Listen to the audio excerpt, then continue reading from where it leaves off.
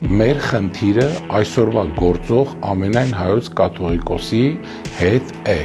որովհետև ինքը շեղվել է մեր ուղիղ ճանապարհից հայ առաքելական եկեղեցին առաջնորդելու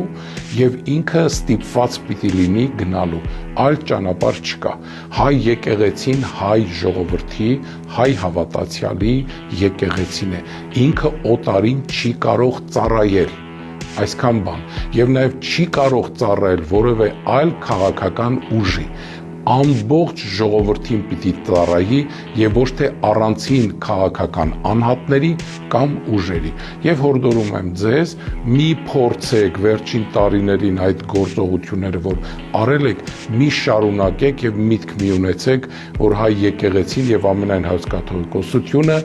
լինի ձեր ուժերի ենթակա եւ ծառայեցնեք ձեզ։ Ձեր մտահոգությունը հավանաբար դա է, հեռու մնացեք այդ մտքերից։ Մնացածը բոլորից շատ հարգում ենք, մեր ժողովրդի զավակներն եք, մենք ներողամտորեն ենք վերաբերում նույնիսկ ձեր այդ խոսքերին, հույս ունենալով, որ այսուհետև դուք հավասարակշռված կխոսեք։